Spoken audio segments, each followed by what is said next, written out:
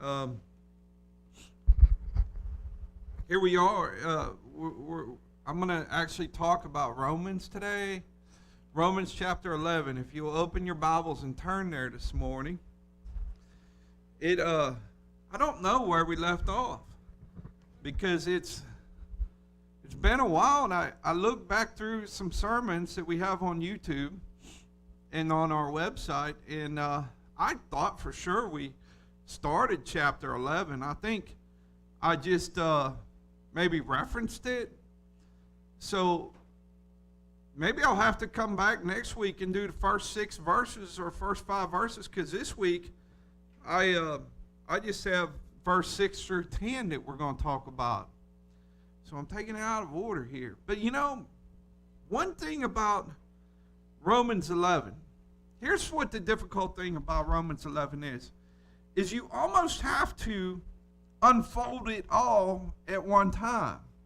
Because it's hard to talk about the beginning of Romans 11 without talking about the end of Romans 11. Because it all ties together. It unfolds everything all in this area. So I would encourage you throughout the week to read this chapter, meditate on it, and ask yourself, when you read it, ask yourself, what does God say here? What is he meaning here? What does this mean? Ask yourself some questions when you read it. So here, Romans chapter 11, verse 6 through 10 is what we're going to talk about today. It says, "But if it is by grace, it is no longer on the basis of works. Otherwise, grace would no longer be grace." How many times have we heard that in the Scripture? I mean, we hear it over and over again in the Scripture, but then it's like goes in one ear and out the other sometimes, even with me. You know, because you think it's by my works and by my deeds and all this stuff. But Paul stresses this over and over again, and here we see it again in a conclusion at chapter 11, because he says, but. The word but is saying it's an addendum or a conclusion from what he was just talking about. He says it's no longer on the basis of works. He's talking about this all the way through chapter 9, through chapter 10. And then he comes over to chapter 11, and he's still talking about grace versus works. So verse 7 says, "What then? Israel failed to obtain what it was seeking. The elect obtained it, but the rest were hardened. As it is written, God gave them a spirit of stupor, eyes that would not see, and ears that would not hear, down to this very day. And David says, let their table become a snare and a trap, a stumbling block, and a retribution for them. And let their eyes be darkened so they cannot see, and bend their backs forever." These are Old Testament prophecies. These words were written in the Old Testament. And they come from Psalms, and it comes from Isaiah. It's 4 different references in this one section right here out of the Old Testament. And we gotta look at what he's saying at first. He's saying it's not by works, it's by grace. It's by God. Well, if we look at the Old Testament, in the Old Testament, think about Abraham. What was Abraham doing? God called Abraham. The Bible doesn't say anything particular about Abraham before God called him. It just says God called him, and he said, "Yes, Lord, I'll go." What triggers the call of Abraham? It's God. We got to attribute it to God. Look at Noah. When Noah built the ark, what do you think gave Noah the idea to build the ark? God. You see, God was working throughout the entire Old Testament to bring about the things that occur in the Old Testament. But the things in the Old Testament are an image of his church today. And this is fascinating, guys.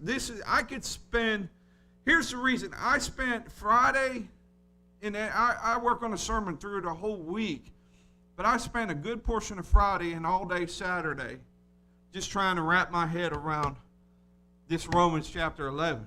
And the reason being is you see this duality between the church of God and the Israel of the Old Testament.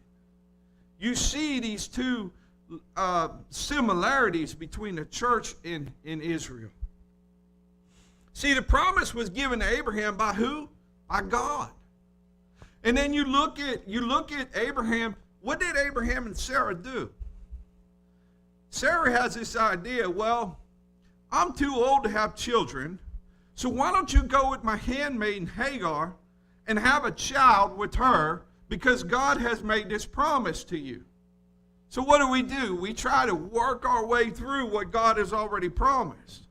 So they go have this child named Ishmael, and God visits Abraham and says, he is not the promise that I've given you. Basically, this is what you've worked for. This is what you've done, you see? But then God gave him a promise, and God made it occur through Sarah. See? See, it was impossible for Sarah to bear children at that age. It's only through the glory and the grace of God that this came about. But yet we do it too. We try to bring something to the table and say, look, God, look what I have for you, you know. And I mean, in some ways, once you're saved and you're being sanctified and stuff like that, we're supposed to work for God. But prior to that, we really don't have any good works unless it's through Jesus Christ, through God himself. So Ishmael was based on works, but Isaac was based on God. So we have the two children. Then Esau and Jacob. We have two more children, Esau and Jacob. Now Esau was born first. And by birthright, Esau should have gotten a blessing from Isaac, because the oldest child gets the blessing. And that's the way the Old Testament works. But what happened? Jacob gets the blessing. And the way he goes about it's kind of strange, but he gets the blessing. And he's not the firstborn. He shouldn't be the one with the blessing, but he does get the blessing. So look how this is going. You know, see, so in this verse it says it's no longer on the basis of works. Otherwise, grace would no longer be grace. So, how did Israel... Now, remember, Israel at the one time is the 12 sons. Okay? The 12 sons, or the 12 tribes of Israel, they go into Egypt. And they end up in bondage in Egypt. Well, how did they come out of Egypt? Was it the Israelites rising up on their own to deliver themselves from the Egyptians? No. It was the hand of God coming down and talking to this guy called Moses. And this guy Moses should have died, because Pharaoh puts out this edict that all children, all the male children under, I think it was under 2 years, would be killed, because there was a deliverer coming. That sounds like the New Testament. See how these parallel each other? So Moses should have been killed, but the midwives, it says the midwives disobeyed the government and did what was right in the sight of the Lord, and they spared Moses. They spared the children. And they put Moses in a basket, and by the hand of God, Moses ends up at the Pharaoh's house. Do you see God working throughout the Old Testament? It's the hand of God that delivers Israel out of Egypt. Then we see the hand of God when Israel comes out of Egypt. Their backs against the Red Sea. You got Pharaoh's army coming down upon them. I like the movie, you know. You see the movie on TV, they get chariots coming down the hill, and I don't know if that's how it happened, but Moses stretched forth his staff, and the Red Sea parts. They were completely delivered by God. It wasn't the works of man, it was God himself that delivered these people. And they cross over into the promised land. Well, they cross over into the wilderness, I should say. And then they're in the wilderness for 40 years because they complain and grumble, right? But before they go into the promised land, which they have to cross another body of water to get to the promised land, which is given by who? God. God gave them the promised land.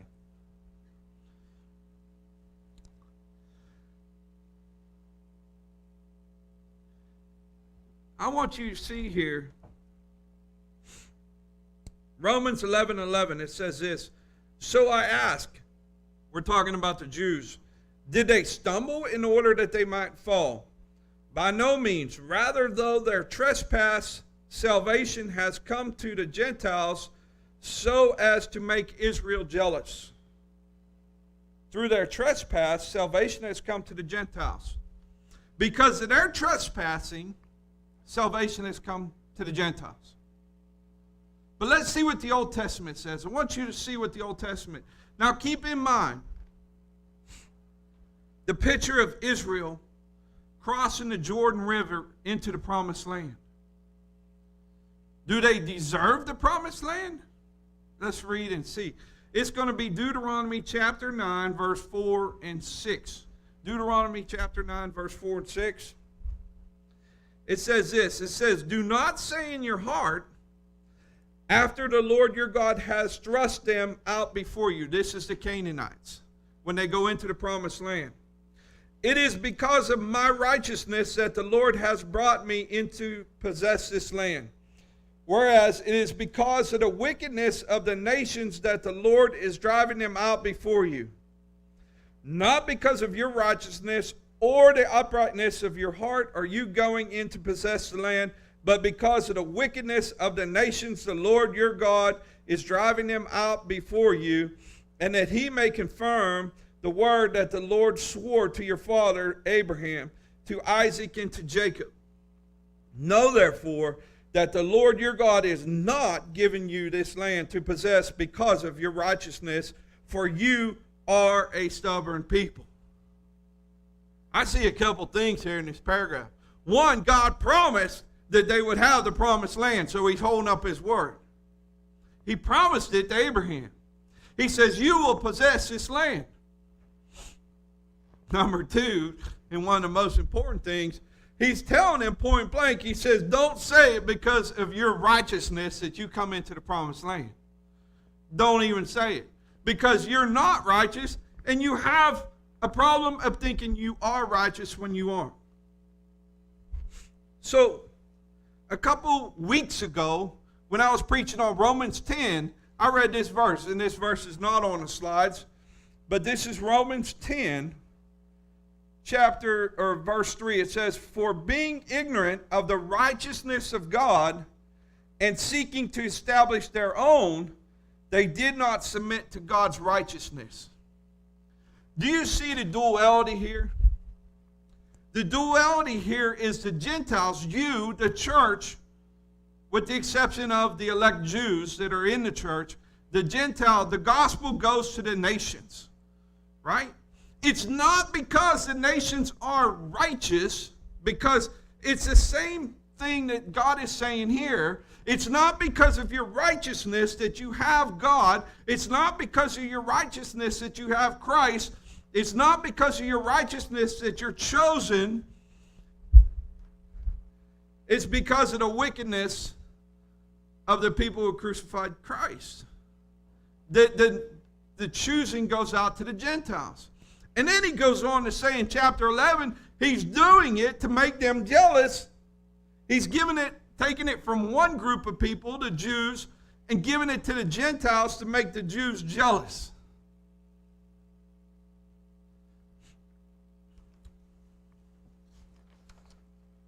See, one of the biggest problems we have in the American church today is we think we're good enough. We think we brought ourselves to Christ.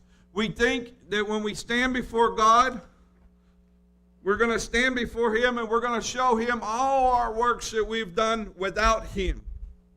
And we're going to say, look at what I've done, God. And it brings me to a parable, the parable of the wedding feast.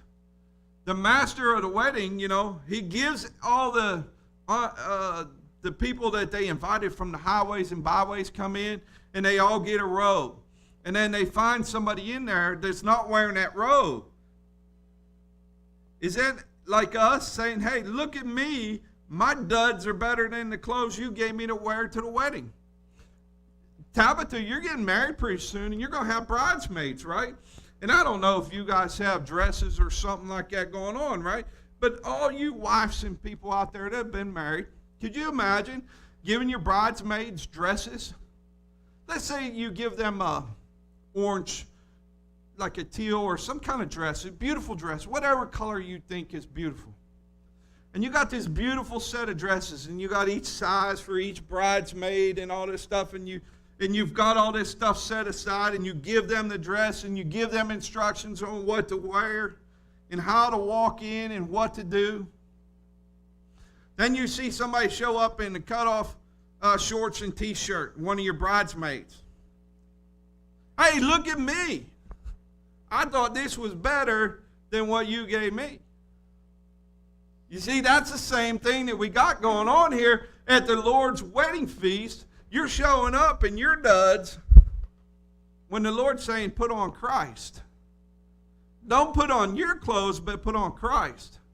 So you're showing up in cut-off shorts and a T-shirt saying, yo, man, slap me 5. Right here, give me some. Right? To God?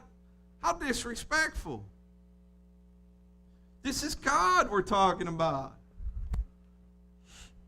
See, look at these dualities. Look at this. The New Testament. Jesus comes on the scene, right? And then what does Jesus do? He selects 12 apostles.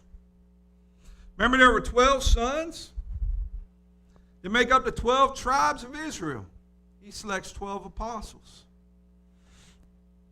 And Jesus went to Egypt, came out of Egypt when he was young. And there's all these, I could go on and on, there's all these similarities to the Old Testament. That's why, guys, it's important not to put your Old Testament down. It's important to pick it up and read it.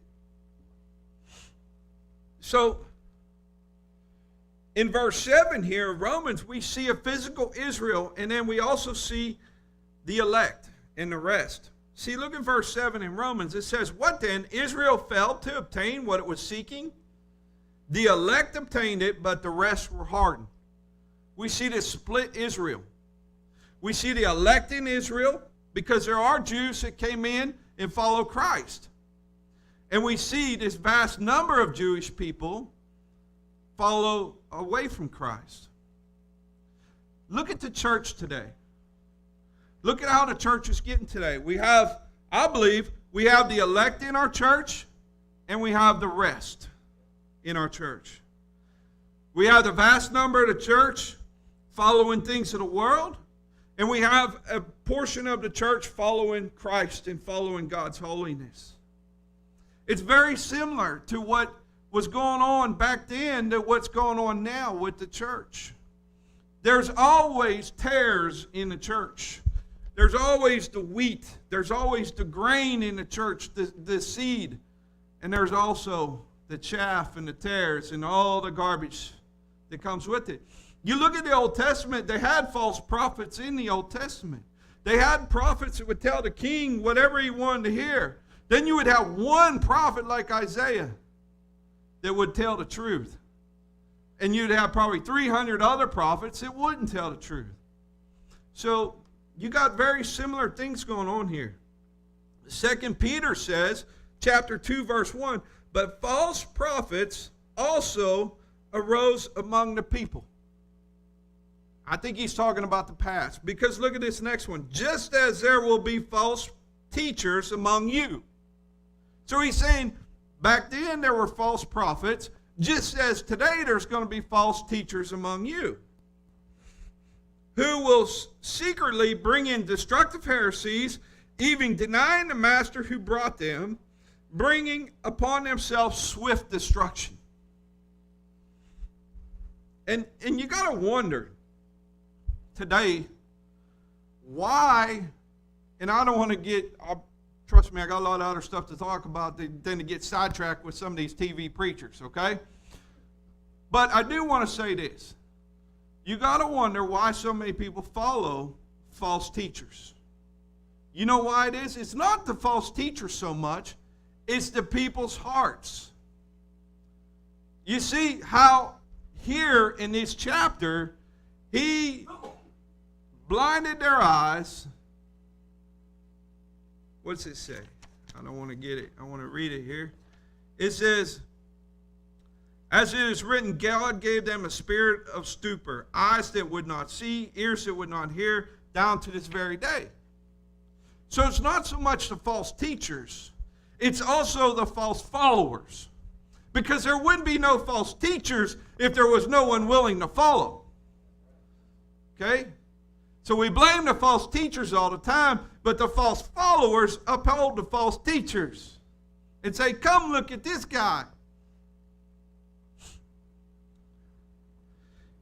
See, in today's church, the Gentiles are grafted in. How are they grafted in? By God. They're grafted in by God. It is by God that we are chosen and grafted into his church, to his Israel, to the root of Jesse. By God, we have come out of the world. Just like the Old Testament, it's by God that all these things happened to Israel in the Old Testament. It's the same thing. By God, he has brought you through the Red Sea. By God, he has taken you out of Egypt, which be in the world. He has pulled you out of the world by his power. Then he takes you through the Red Sea. Then you have the wilderness. Then you have the promised land. By God. It's not by us.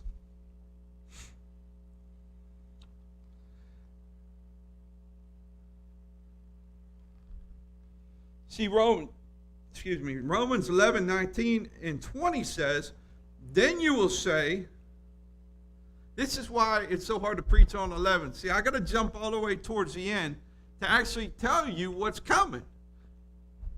19 and 20 says, then you will say, branches were broken off so that I might be grafted in.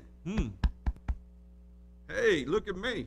They were broken off, and now I'm in, and I am righteous. Does this sound like the Old Testament talking here? Do not say in your heart, it's because of my righteousness, your righteousness, that you go into the promised land, but it's the righteousness of God. See, it says, you will say, branches are broken off so I might be grafted in. That is true. They were broken off because of their unbelief. You see, in the Old Testament, it says the Canaanites were driven out because of their wickedness, not because of your righteousness. Their branches were broken off because of their unbelief, not because of our righteousness. If we think of it the other way, see, the world's trying to tell us that we're good people and we deserve to be in. And it's not. It's by the power of God that we're here. And when you understand that, you start understanding everything that God has shown us. So it says here that it is true they were broken off because of their unbelief. But you stand fast through faith, so do not become proud, but fear. Well, wait a minute. This is the New Testament. I said this last week. We're not supposed to fear God because we're in the New Testament. Really? The beginning of wisdom is the fear of the Lord. Now, we're not talking a fear of I'm so afraid that I'm not going to go to the Lord when my problems are so afraid that I'm not going to want to go to church or stuff like this. It's a reverent fear.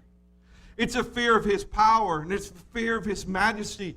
It's the fear that you have when you see God for who God truly is. What we do today is God's way up here. I can't even reach my arm that high. And we're here, right? So what we do to make ourselves feel good is we say, hey, God, come on down here. And we raise ourselves up a little bit. So we're almost parallel with God.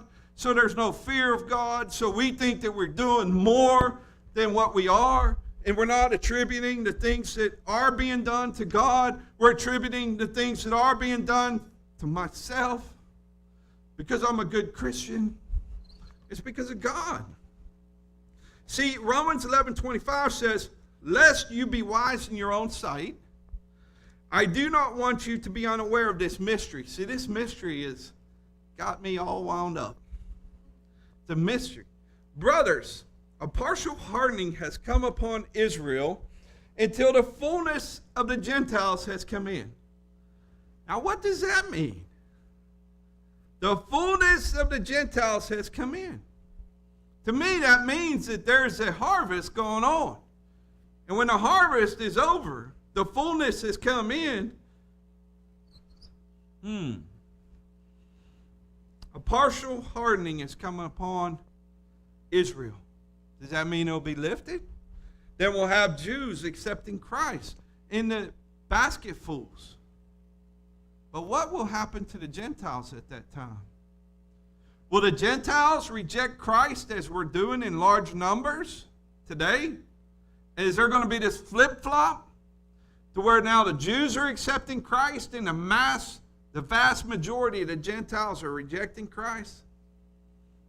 I think it paints a pretty good picture for that. But it's future. I want to go back. I want to read this one last time from Deuteronomy 9:4. This is our problem in the church today. Do not say in your heart, after the Lord your God has thrust them out before you, it is because of my righteousness. And that's what we're doing. Now, I'm not saying individually. I mean, I'm sure there's a good number of people in this particular church that aren't doing that. But what I'm doing is I'm warning those outside of this church and those in this church that might be doing that. Don't say in your heart, it's because of my righteousness that I'm in with God. It's not because of your righteousness that God chose you. It's not because of your righteousness or anything you've done that you're where you're at now in this world. It's all by the hand of God. It's all to God's glory, and it's all because of God that you are who you are. And maybe you'll say, well, I'm going through all kind of trouble, and I'm going through all kind of tribulation. Is that God too? Yeah. It says, through much tribulation and through much trials does a man enter the kingdom. You see? I'll leave you with this. I may have a little bit more, but I want to say this is, when you have trouble and you have the fear of God and you have God's wrath and his justice, these are things we don't look at much today. You have a contrast. When I was in the Air Force, we flew to this island called Ascension Island. It was a little 3-mile island in the middle of the Pacific. I challenge you to find it. I did this in high school when they had this big old globe, and we brought the kids in. I used to substitute teach, and they're like, what was the coolest place you ever been in the Air Force? I said, Ascension Island. I gave them an idea of where it was, and they were like looking. It took them 20 minutes to find this little dot on the globe. But this island is 75 degrees all year long. Maybe get a few drops of rain. It might be 80 degrees. Whatever degrees it was, think in your mind your perfect temperature. That's the temperature it was. No sweat, no perspiration. And when you walked into the ocean, It was the exact same temperature. You couldn't tell you were leaving the air and going into the water. You know, not like normal water where it's like either freezing cold or sometimes in Oklahoma it's actually hotter than the air. You know? So, Ascension Island was like the exact same every day. Then people don't know what it's like to have a spring day. They never have one. It's the exact same temperature every day of the year. Now, you may think that that's pretty interesting. You may think that you might like that. Maybe you would. But I'll tell you, you know, growing up in Pennsylvania in the mountains where we'd get this much snow every year, and all that snow would turn black from the soot from everything, everybody burning. And that very first spring day where all the grass would turn green, and it was probably 50 degrees outside, maybe 40, and people were running around in T-shirts. Woo, it's nice. You get excited because of the joys of those days. And what makes those days so special? The thing that makes those days so special is that black days, the other days. See, how can you have good news if you have no bad news? You can't have good news with no bad news. And if the church today waters down the news and removes all the bad news, removes the things from the gospel, removes the law, removes the judgment, removes the justice of God, what's the good news? There is no good news. I don't need any good news because it's all the same. But when you have that backdrop of bad news and you bring some good news, it makes it shine that much more. You see why there has to be balance in the Word of God? Why we don't just take verses out of context? Why we take the entire Bible and not just this particular chapter? You see, Israel's wickedness was like this. From the time of David, well, maybe a king or two after David, then it started going like this. It started going like this. The church, I'm sad to say, but hopefully we see a rebound, but the church seems to be going like this. We see history repeating itself. Isaiah, this word is some of this is quoted from. It says, "For the Lord has poured out upon you a spirit," this is Isaiah 29:10, "a spirit of deep sleep, and has closed your eyes, the prophets, and covered your heads, the seers."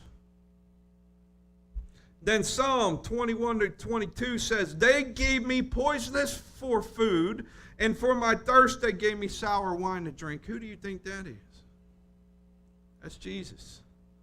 22, "Let their own table before them become a snare, and when they are at peace, let it become a trap." That is quoted what I just read in Romans. And that's from Psalms. That's why the Old Testament is so important. God does not create sin. There is no darkness in him. There is no sin in him. But he can stir up the sin and darkness that are in us. Okay? The consequences of sin. He can use that for his glory. See, in Judges chapter 9, verse 23, it says, "And God sent an evil spirit between Abimelech and the leaders of Shechem, and the leaders of Shechem dealt treacherously with Abimelech." Got it. You see in the Old Testament God using the consequences of sin to do his will. He doesn't cause sin. Sin is already in us. And now he can aggravate it, and he can bring about the consequences. For example, I talk all the time about touching the stove. Well, the consequence of touching the stove is being burnt and being in pain. Look at Joseph and his brothers throughout the Old Testament. A very sinful deed that they did when Joseph's brothers threw him in a well. You see, but God used the sin and the consequences of their sin to bring about something good. Look at the crucifixion of Christ. Very sinful act. He wasn't guilty. He did no wrong to anyone. But yet they crucified an innocent man. Very sinful act, but yet something good came about from it. The persecution of the church in the New Testament. They didn't do anything. They were spreading the good news. They were spreading the gospel. They were talking about Christ. But yet they were persecuted. What did that do? It spread the flame across the land. It's like taking, Roy knows, you get a fire out here in Oklahoma and you get that wind kick up and those embers start flying around. You got fires everywhere. You just don't have one fire now. You got fires everywhere. And you try to put out 100 fires now. And that's what happened when the church was persecuted. They were scattered abroad. It's like the embers being sent and lighting the land on fire. And now you've got hundreds of fires, which was sinful. So here in this chapter, we see God saying he blinded the Jews. It's a result of their hardness of heart. And back in chapter 9, and I don't have to go over this all, but back in chapter 9, it says he hardened Pharaoh's heart. Remember that? But if you actually read Exodus, it not only says God hardened Pharaoh's heart in the book of Exodus, it also says Pharaoh hardened his own heart. So God has turned Pharaoh over to his desire to allow his heart to be hardened. See, remember these people that are following these false teachers? It's not just about the false teachers. 2 Timothy, and I'm almost done. I'm going to show you that God does not do this, but it's a result. He ordains it, but it's a result of our own sinfulness. 2 Timothy chapter 4, verse 3, it says, "For the time is coming when people will not endure sound teaching, but having itchy ears, they will accumulate for themselves teachers to suit their own passions." The emphasis here is on the people. They will accumulate teachers that will tell them what they want to hear. Because we've learned in the book, Romans 8:28, that all things work together for good. For those who love God and are called according to his purpose. Romans 1:24 kind of sums all this up. It says, "Therefore God gave them up in the lust of their hearts to their impurities." See, God gives us over to the things we desire.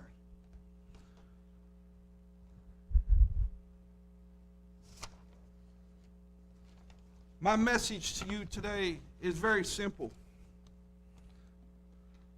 In this section here, we can't boast about who we are. We can't boast about our righteousness. We can't boast about our coming in. We've got to give God the glory for what he's done. We got to give God the praise and the glory and the adoration for bringing us in, because we don't deserve anything. And you say, "Well, Pastor, you're kind of hard on yourself. You're kind of hard on everyone." No, I says my joy, like we learned last week, my joy is in the Lord, not in myself. If my joy is in myself, then I'm building a house of cards. It's going to crash, because there's going to be a day, probably tomorrow, that I'm not going to like myself. And if my joy is in myself, then tomorrow I'm way down here. If my joy is in the Lord, I'm always up here, because I'm always focused on him. And we said this over and over and over again in the church and in this church. Don't focus on your problem. Focus on Christ. Put him first, and all this stuff diminishes. That's how you get through this life, is you focus on him, and your joy is in him. And that's how we get through this life. So if you'll stand with me, we'll say a prayer.